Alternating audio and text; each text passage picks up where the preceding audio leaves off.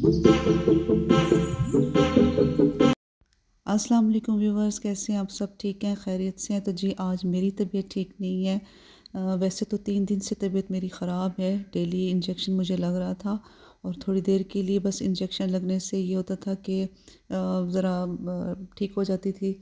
फिर उसके बाद दोबारा से शिवरिंग स्टार्ट और वॉमिटिंग, बस इस तरह से जो है ना मेरी तबीयत बहुत ज़्यादा ख़राब हुई हुई थी। इतना शदीद बुखार हो जाता था कि 102 से तो कम फ़ीवर मेरा हो ही नहीं रहा था। तो जनाब डॉक्टर साहब ने कहा कि जी आज आपको ड्रिप लगवानी पड़ेगी। ड्रिप लगाने के लिए कंपाउंडर भाई ने मुझे 3 दफ़ा प्रिक किया। गुस्सा तो मुझे बहुत आ रहा था कि भई आप पहले आप ज़रा देख लें वेन को, आपको नज़र आ रही है कि नहीं आ रही, लेकिन क्या कह सकते हैं। हाँ चलो, हो गया।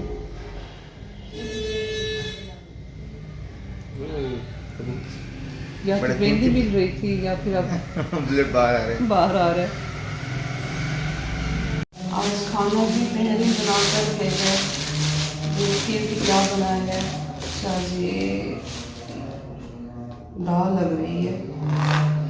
अच्छा कढ़ी है, ये है कि कढ़ी कढ़ी बनाई है उसने।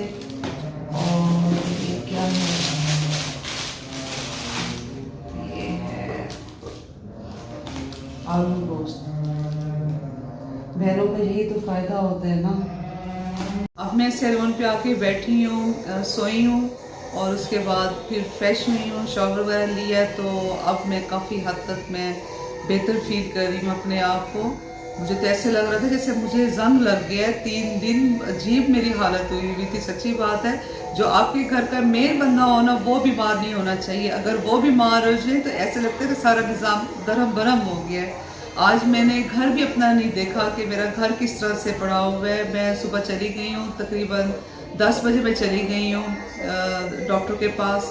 तो उन्होंने कहा कि जी ये आप ड्रिप लगवाएंगी तो आपका ये फ़ीवर ख़त्म होगा। आजकल बुखार बहुत ज़्यादा हो रहा है, तो आप ना इस तरह करें कि ड्रिप लगवा लें।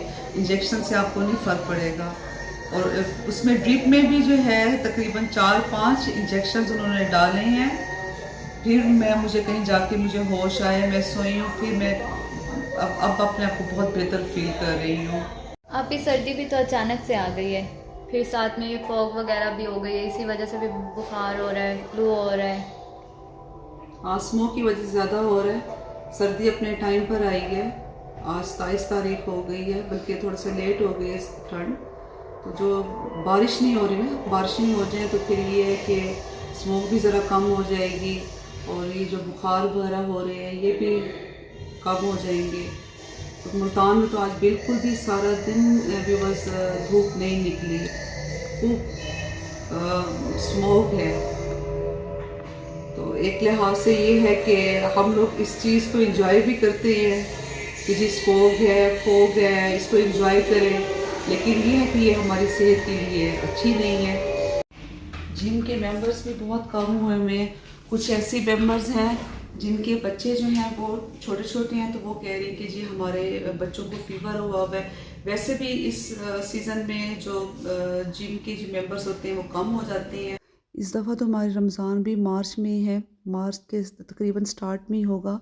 और 9 मार्च को पहला रोज़ा होगा इंशाल्लाह। मार्च में बड़ा अच्छा मौसम होता है, प्लेजेंट वेदर होता है।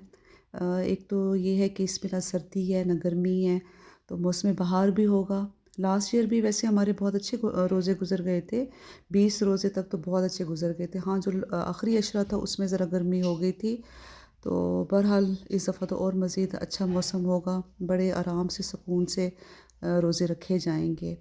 तो जनाब अब इस तरह से है व्यूवर्स के आप लोग अपना ख्याल रखें। डेंगू बहुत ज़्यादा फैला हुआ है और जनाब बाहर के खानों से एहतियात करें, ठीक है। अच्छा, अब मेरे जो न्यू व्यूवर्स हैं मैं उनसे ये कहूँगी कि जी आप मेरे चैनल को सब्सक्राइब करें। अगर आपने अभी तक मेरा चैनल सब्सक्राइब नहीं किया, वीडियोस को लाइक किया करें, शेयर किया करें, ताकि मज़ीद जो मेरी आने वाली वीडियोस हैं वो आप सब तक पहुंचती रहा करें। सच्ची बात है कि अब तो आप मेरे फैमिली मेम्बर्स बन गए हैं भाई। आपसे जब तक डेली गपशप ना लगा लूँ मुझे सुकून ही नहीं मिलता। दुआओं में याद रखें। अल्लाह हाफिज़।